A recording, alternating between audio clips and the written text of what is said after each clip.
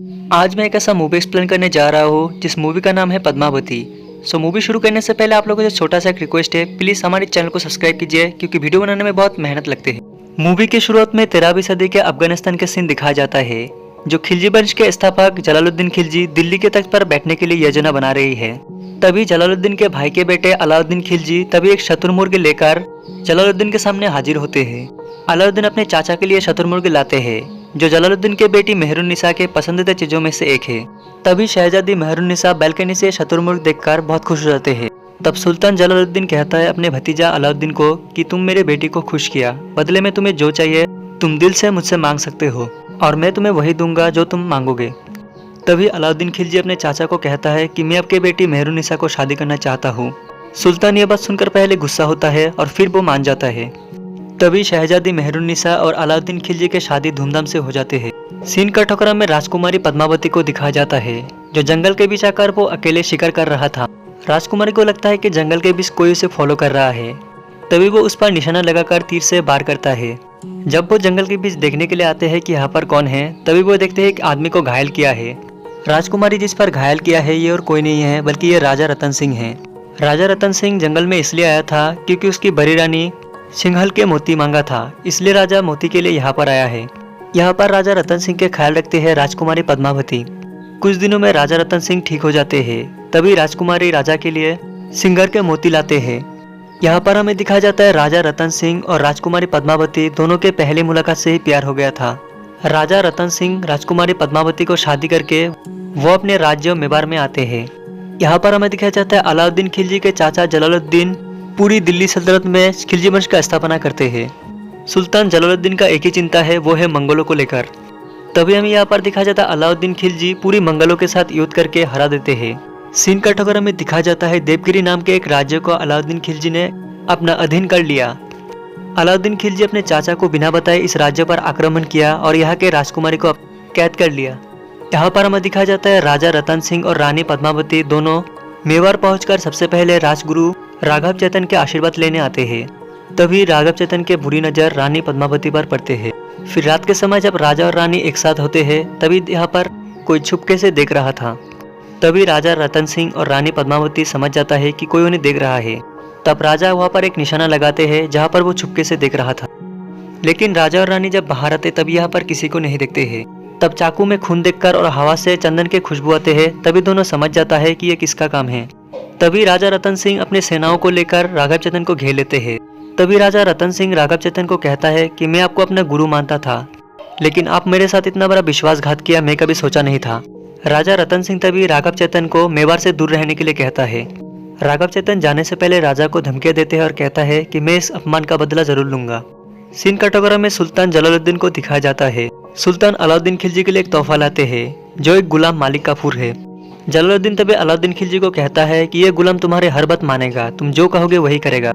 अलाउद्दीन खिलजी तभी मालिक काफूर की परीक्षा लेने के लिए उसके पास जाते हैं और जाकर कहता है सुल्तान जलालुद्दीन खिलजी के दो मशवरा देने वाले लोगों को मारने के लिए कहता है। तभी मालिक काफूर बिना देर किए हुए दोनों को मार देता है। मालिक काफूर की वफादारी देखकर अलाउद्दीन खिलजी बहुत खुश हो जाते हैं। तब अलाउद्दीन खिलजी अपने चाचा से गले लगाते हैं और गले लगाने के बहाने से वो उसको मार देता है। अलाउद्दीन खिलजी अपने सगे चाचा के साथ गद्दारी करते हुए देखकर सब लोग हैरान हो जाते हैं। अलाउद्दीन खिलजी के परिवार और उनकी बीवी ये सब देखकर कुछ भी नहीं कर सकता और तब से अलाउद्दीन खिलजी दिल्ली सल्तनत के सुल्तान बन जाते हैं। सीन कटोकरा में दिखाया जाता है अलाउद्दीन खिलजी अपने बीवी मेहरुन्निसा के साथ समय बिता रहा था। तभी अलाउद्दीन खिलजी किसी के बांसुरी की आवाज सुनते हैं और तभी मालिक काफूर को कहता है कि जो आदमी बांसुरी बजा रहा है कल उसे मेरे सामने लाना। तभी अलाउद्दीन खिलजी और राघव चेतन की मुलाकात होते हैं। राघव चेतन अलाउद्दीन खिलजी को देखने के बाद ही उसका तारीफ करना शुरू करता है। राघव चेतन अलाउद्दीन को रानी पद्मावती के बारे में कहता है। अलाउद्दीन रानी पद्मावती की खूबसूरती के बारे में सुनकर वो पागल हो जाते हैं।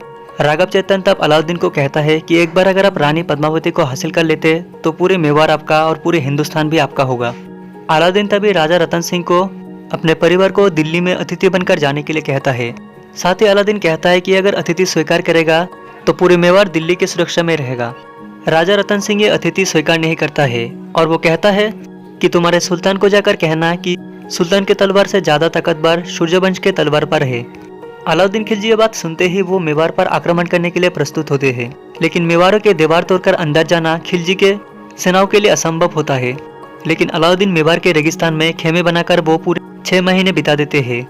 इसमें राजा रतन सिंह के सेना भी बाहर नहीं आते हैं और नए अलाउद्दीन खिलजी के सेना उस महल की दीवार तोड़कर अंदर नहीं जा सकते हैं। इधर अलाउद्दीन के सेना दिल्ली जाने के लिए फैसला कर लेते हैं, क्योंकि यहाँ पर रेगिस्तान और धूप में रहकर उनका हालत खराब हो चुका है।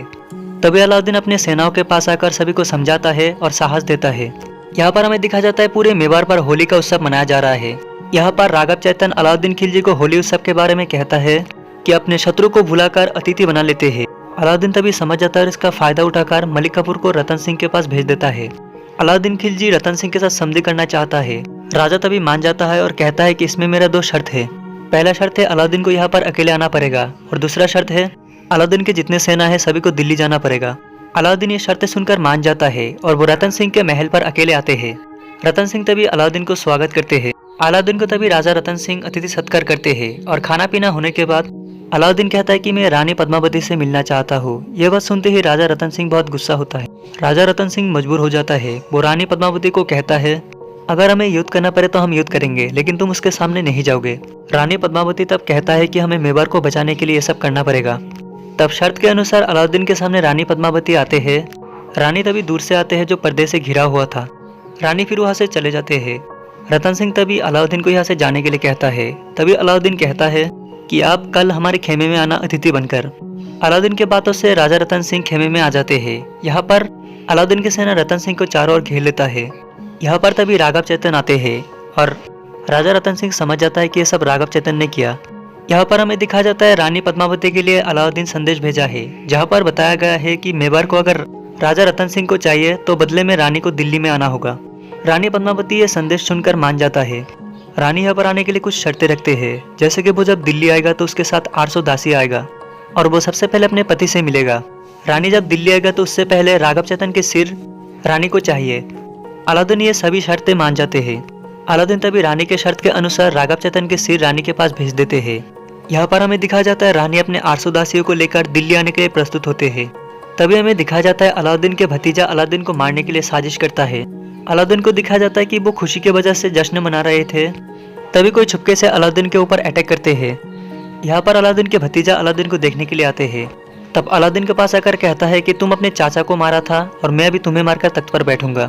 तब अलाउद्दीन अपने भतीजे के गर्दन पकड़कर वो मार देता है। फिर सीन का टुकड़ा में दिखाया जाता है रानी पद्मावती दिल्ली पहुंच चुका है, जहाँ पर अलाउद्दीन के बेगम मेहरून उन्हें स्वागत करते हैं। रानी तभी सबसे पहले रतन सिंह से मिलता है। राजा रतन सिंह तब रानी को कहता है कि तुम यहाँ पर क्यों आए। रानी तब कहता है कि अभी मेवाड़ को आपका जरूरत है, इसलिए मुझे आना पड़ा। तभी मेहरुन्निसा रानी पद्मावती को कहता है कि अभी आप दोनों को यहाँ से निकलना चाहिए। मैं एक सुरंग जानता हूँ जहाँ से आप लोग बाहर निकल सकते हैं। तब राजा रतन सिंह कहता है कि मैं चोर की तरह भागकर नहीं जाना चाहता हूँ, मैं सुल्तान से मिलकर ही जाऊंगा। रतन सिंह तभी अलाउद्दीन से मिलने के लिए जाते हैं। अलाउद्दीन घायल होने की वजह से वो चल नहीं पाते। अलाउद्दीन के सभी सेना नमाज पढ़ने के लिए व्यस्त था, जिसकी वजह से अलाउद्दीन दरबार में अकेला था। अलाउद्दीन तभी रतन को कहता है कि अभी तुम्हारे पास वक्त है, तुम मुझे मार सकते हो। अगर तुम आज मुझे छोड़ दिया तो कल तुम्हें पछताना पड़ेगा। रतन सिंह तभी अलाउद्दीन को कहता है कि घायल लोगों को राजपूत कभी बाढ़ नहीं करता। राजा रतन सिंह कहता है कि हम युद्ध के मैदान में मिलेंगे और मैं तुम्हारे सामने मेरे रानी को लेकर यहाँ से जा रहा हूँ, तुम कुछ नहीं कर सकते हो। अलाउद्दीन ये बात सुनते ही रानी पद्मावती को कैद करने के लिए कहता है। तभी सुरंग की मदद से रानी पद्मावती और राजा रतन सिंह दोनों उस सुरंग से निकल जाते हैं। यहाँ पर रानी पद्मावती के 800 दासियों को दिखाया जाता है। दरअसल ये रानी पद्मावती के दासी नहीं था, बल्कि ये राजपूत योद्धा थे। यहाँ पर हमें दिखाया जाता है अलाउद्दीन जान जाता है कि उसके बेगम मेहरुन्निसा ने रानी पद्मावती को भागने में मदद की, जिसकी वजह से अलाउद्दीन उसके बेगम को कैद करने के लिए कहता है। सीन कट होकर हमें दिखाया जाता है राजा रतन सिंह और रानी पद्मावती मेवाड़ पहुंच चुका है।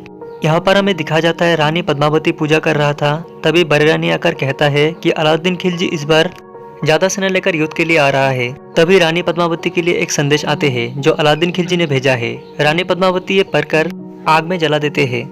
यहाँ पर हमें दिखाया जाता है रानी पद्मावती के लिए अलाउद्दीन इंतजार कर रहा था।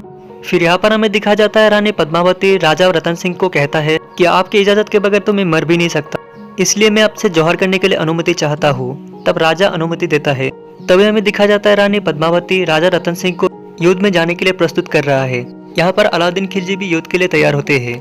तब रतन सिंह की सेना कहता है कि अभी हम युद्ध के लिए जा सकते हैं। तब रतन सिंह कहता है यह युद्ध सिर्फ मेरा और अलाउद्दीन के बीच है। तभी यहाँ पर अलाउद्दीन खिलजी और रतन सिंह के बीच एक युद्ध शुरू होते हैं, लेकिन अलाउद्दीन की सेना मलिक काफूर धोखे से रतन सिंह पर वार करते हैं और रतन सिंह का शहीद हो जाते हैं। यहाँ पर जब रानी पद्मावती को पता चलता है कि राजा रतन सिंह शहीद हो चुके हैं, रानी पद्मावती तभी सभी औरतों को जोहार करने के लिए प्रस्तुत करते हैं।